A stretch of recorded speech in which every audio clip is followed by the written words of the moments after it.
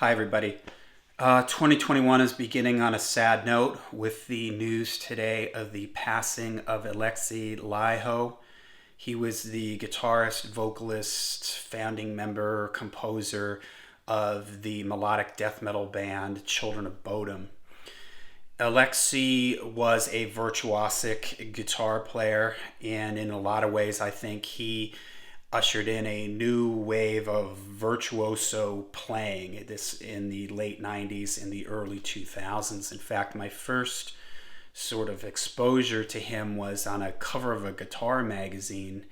There was an article it had on the cover, it had Alexi, Zakk Wylde, and I think there was a third person, I can't remember who, and I think it sort of represented different generations, and Alexi was sort of the young kid. This would have been probably in the mid-late 90s when this magazine came out, and he was the young up-and-coming guitar virtuoso, and he really was. He combined elements of classical and shred in his playing and really reminded me a lot of Yngwie Malmsteen and Randy Rhoads. He even played a Randy Rhoads style V guitar sometimes, and his band had that element, this unique element of the extreme metal riffing with these melodic guitar playing, and the interplay between the guitar and the keyboards was always really, really great. It had a real strong classical influence, and that to me was a big signature of the band, along with their melodic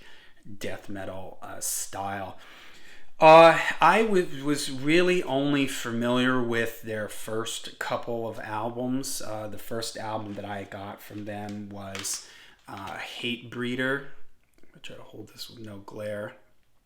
And Hate Breeder came out in 1999, and this was their second album, and it had the song, one of the songs I really liked on this was Silent Night, Bodom Night, and the title track Hate Breeder with its Yngwie-like arpeggio runs, and again, it was that sort of unique combination. At this time, I was listening to and sort of discovering some of the Gothenburg melodic death metal bands like At the Gates and Dark Tranquillity, and I remember I bought At the Gates, Dark Tranquillity, and this album all at the same time. And even though Children of Bodom is from Finland, they were sort of, for me, sonically in that same kind of sound, that melodic death sound, taking the extreme riffing, but then having some catchy elements to the songwriting and to the melodic style to the guitar playing, and Children of Bodom did that really well. Then I think I got this one. I can't remember if I got this next, but Something Wild, which is their first one from 1997. This has one of the real signature songs, Lake Bodom, on it. It's got this great classical keyboard stuff, and again, the guitar and keyboard interplay is just great. Red Light in My Eyes is another one that I liked from that record. And then Follow the Reaper, which was their third record. Children of Decadence, Bodom After Midnight, some of the songs I really liked on this one. And then I would sort of lose track, to be honestly, a little bit with the band. I didn't really follow them very closely, but I have seen them a number of times live because my wife is a very big fan of Children of Bodom, and she's actually seen them live more times than I have. And always in the live environment, I was always floored by what an amazing guitar player Alexi was, and the energy that he brought, and his very technical, that sort of shredding Yngwie Malmsteen style playing, but it was always super melodic, and the interplay between the keyboards was just really, really great. And I'll tell you a little aside. I saw them on the 70,000 Tons of Metal cruise. For those that don't know, it's a cruise that has 40 plus metal bands on it, 3,000 fans on the boat, and saw Children of Bodom set, and it was really great. And later that night on the pool deck, I saw someone come out. Now, this is on a metal cruise, so everybody pretty much looks the same. Black shirts, maybe some denim here and there, but pretty much everybody is, in some form of black. And I see this guy come out, and he's got on like a sort of a bright color, like exercise jogging like suit. He's got like, I think he had some chains.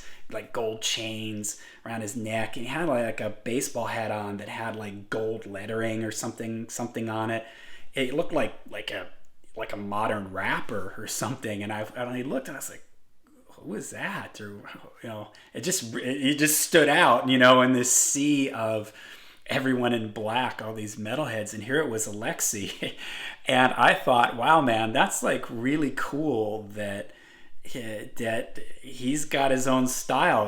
He's not trying to come out and look like everybody else. He's got his thing. This is what he wants to do, and he's doing it. And I just thought that was really awesome that he had his thing. He wasn't going to just try to dress in black and wristbands and all that stuff just to fit in with everybody else. He came out and was just walking around, dressed the way he wanted to dress. So I thought that was really cool and awesome of him to do that. So it's very sad news because, as I mentioned, from like that Guitar Magazine cover, Alexi sort of represented a new generation of technical shredding style guitar playing. And I think for a younger generation that maybe started playing guitar in the late 90s or early 2000s, I know that he was a very big influence. So it's very sad news to hear of his passing, and at such a young age. So Alexi Laiho, rest in peace.